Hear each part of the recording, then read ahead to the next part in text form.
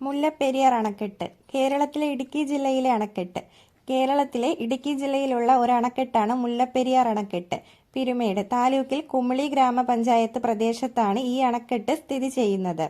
ഈ പഞ്ചായത്തിലെ തമിഴ്നാട് അതിർത്തിയിലെ ശിവഗിരി മലമുകളിൽ നിന്നുത്ഭവിക്കുന്ന വിവിധ പോഷക നദികൾ ചേർന്നുണ്ടാകുന്ന മുല്ലയാർ പെരിയാർ നദികൾ ചേർന്നുണ്ടാകുന്ന മുല്ലയാർ പെരിയാർ നദിയായി അറിയപ്പെടുന്നു.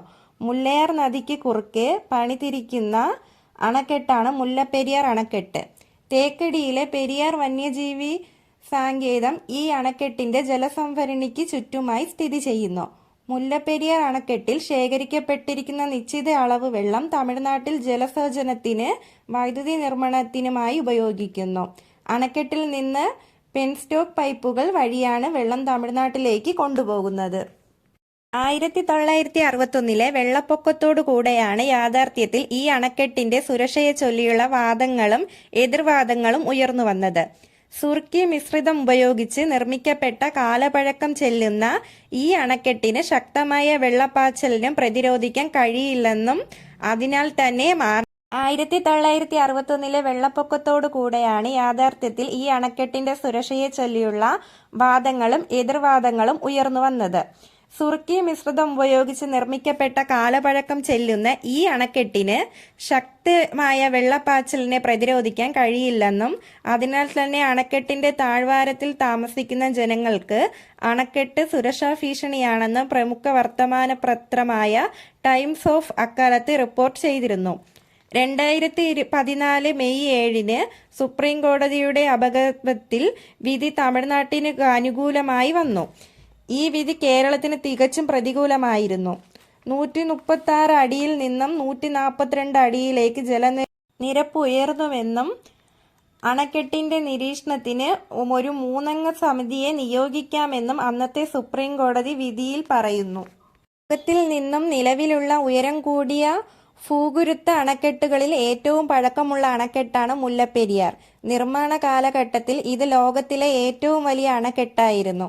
ഇന്ത്യയിലെ ഏറ്റവും പഴക്കമുള്ള അണക്കെട്ടുകളിൽ ഒന്നാണ് മുല്ലപ്പെരിയാർ അണക്കെട്ട്. കേരളത്തിൽ തന്നെ ഉത്ഭവിച്ച് കേരളത്തിൽ തന്നെ വസിക്കുന്ന വൃഷ്ടിപ്രദേശമാണ് അണക്കെട്ടിനുള്ളത്.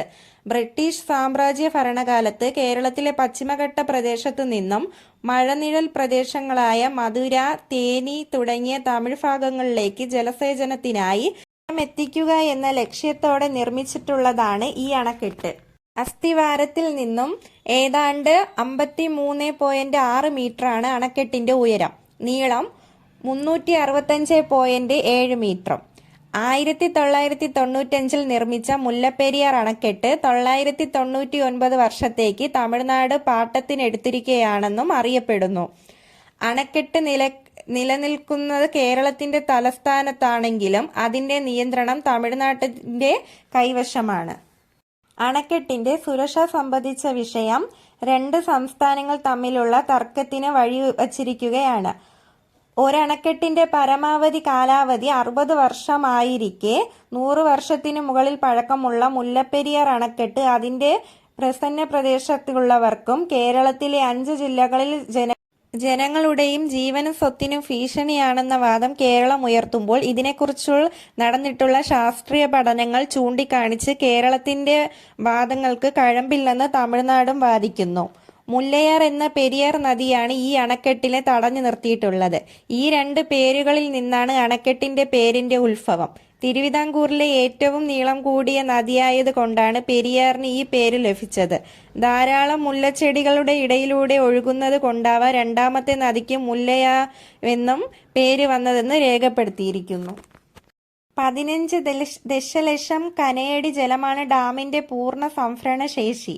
എന്നാൽ കോടതിയുടെ നിർദ്ദേശപ്രകാരമുള്ള അനുവദനീയമായ പരമാവധി സംഭരണ ശേഷി 136 അടിയാണ്. ഇത് 11 ദശലക്ഷം ക്യൂബിക് അടിക്ക് തുല്യമാണ്. എന്നാൽ കനത്ത മഴയെ തുടർന്ന് 2011 നവംബർ 28 രാവിലെ മുല്ലപ്പെരിയാർ ഡാമിലേക്ക് ജലനിരപ്പ് 136.4 അടിയായി ഉയരുകയുണ്ടായി. മഴ കുറഞ്ഞതിനെ തുടർന്ന് 136.3 അടിയായി കുറഞ്ഞതെങ്കിലും 11.2 ദശലക്ഷം കനയടി വെള്ളമാണ് ഡാമിലുള്ളത്. ഇതിനെ തുടർന്ന് കൂടുതലുള്ള വെള്ളം സ്പീൽ വേയിലൂടെ ഇടുക്കി അണക്കെട്ടിലേക്ക് ഒഴുകുകയാണ് ചെയ്യുന്നത്.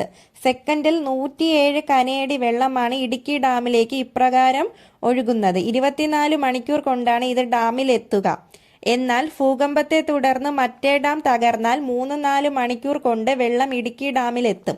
ഇടുക്കി ഡാമിന്റെ പരമാവധി സംരക്ഷണ ശേഷി 74.5 ദശലക്ഷം കടനയടിയാണ്. എന്നാൽ 70.5 TMC വരെയാണ് സംഭരിക്കാറുള്ളത്. 2011 നവംബർ 28 കണക്ക് പ്രകാരം നവംബർ 28 ഡാമിൽ ജലനിരപ്പ് 2384.7 അടിയാണ്. ഡാമിന്റെ സംരക്ഷണ ശേഷിയുടെ 79.6% 60 ദശലക്ഷം കടനയടി വെള്ളമാണ് നവംബർ 28 മുല്ലപ്പെരിയാർ ഡാം തകർന്നാൽ കുത്തിയൊലിച്ചെത്തുന്ന വെള്ളവും മരകഷ്ണങ്ങളും മറ്റവശിഷ്ടങ്ങളും ഇടുക്കി ഡാമിന്റെ ഭീഷണിയാകുന്നത് സംബന്ധിച്ചാണ് മുല്ലപ്പെരിയാർ ഡാം ഒന്നാകെ തകരുമെന്ന 50 അടി ഉയരത്തിലാണ് വെള്ളം ഇടുക്കി ഡാമിലേക്ക് കുതിച്ചെത്താൻ സാധ്യത. ഈ ഭാഗത്തുള്ള വള്ളക്കടവ്, വണ്ടിപ്പെരിയാർ, മ്ലാമല, ചപ്പാത്ത്, ഉപ്പുത്തം, അയ്യപ്പൻകോവിൽ പ്രദേശങ്ങളിലെ 70,000 പേരുടെ ജീവനാണ് ഇതുമൂലം അപകടത്തിലാകുക. ഇവരിൽ 30,000 പേരും തമിഴ് വംശത്തിലെന്നത് മറ്റൊരു പ്രത്യേകതയാണ്. ഈ ആഘാതത്തിൽ ഇടുക്കി ഡാം തകർന്നാൽ താഴെയുള്ള 11 അണക്കെട്ടുകളും തകരാം. ഫലത്തിൽ ഇടുക്കി, എറണാകുളം, കോട്ടയം, ആലപ്പുഴ, തൃശൂർ, പത്തനംതിട്ട ജില്ലയിലെ ജനങ്ങളെയൊക്കെ ബാധിക്കുന്നതിലേക്കാണ് ഇത്തരമൊരു ദുരന്ത സാധ്യത വിരൽ ചൂണ്ടിയത്.